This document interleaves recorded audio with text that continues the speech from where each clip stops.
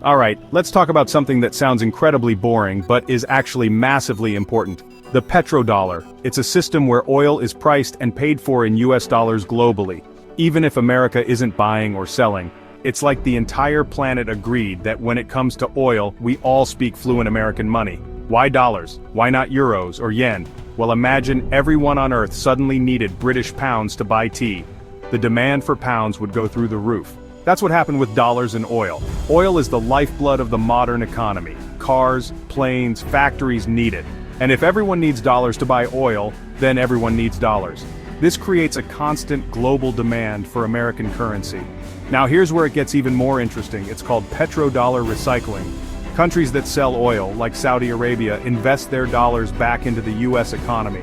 They buy US Treasury bonds, stocks, real estate. This means the money flows out to buy oil, and then a big chunk of it flows right back into the US.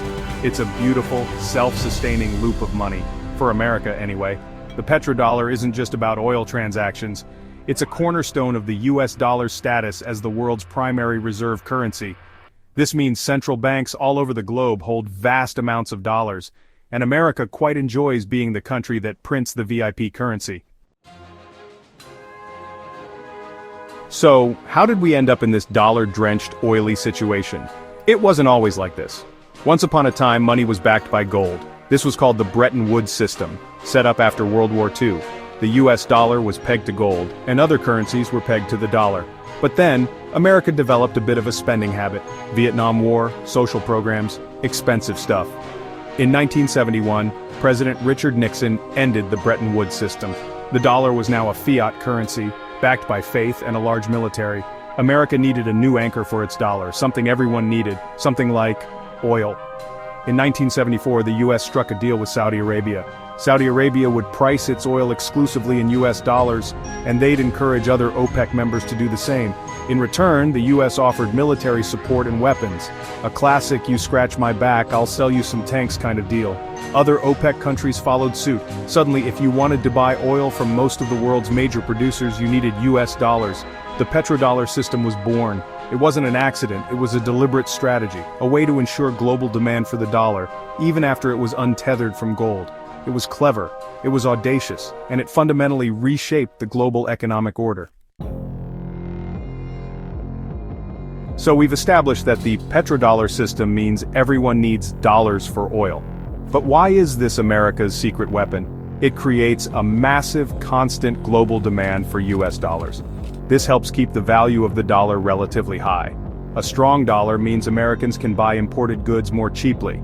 Secondly, this system allows the United States to borrow money more easily and at lower interest rates. Countries earning petrodollars need a safe place to park their massive reserves. And where do they often park them? In US Treasury bonds. Essentially, they're lending money back to the US government. Thirdly, the dominance of the dollar gives the US incredible financial leverage. The US can impose economic sanctions by restricting access to the dollar-based financial system. It's a powerful tool. And finally, a strong economy fueled by the petrodollar system helps pay for America's formidable military.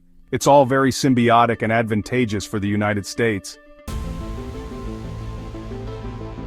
Now, as you might imagine, not everyone is throwing a party for the petrodollar system. The main grumble: it gives the United States an exorbitant privilege. America gets a lot of benefits: cheap borrowing, global financial power, just because its currency is the chosen one for oil.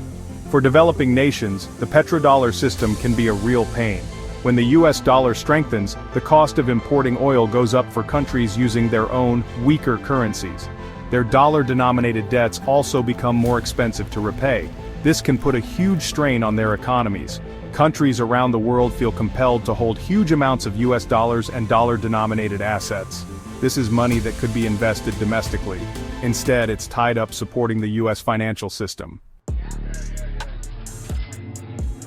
So, what does the future hold for the petrodollar? Is it destined to rule the financial waves forever? Well, as history teaches us, empires rise and empires fall, and currency systems, even really dominant ones, aren't immune to change. Several challenges are bubbling up. Countries like China and Russia are actively trying to reduce their reliance on the US dollar in international trade.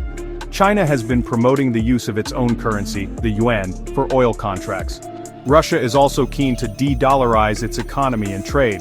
Then there's the global shift towards renewable energy. As the world moves away from fossil fuels, the demand for oil might eventually decline. Less oil trade could mean less need for petrodollars, which could significantly erode the dollar's dominance.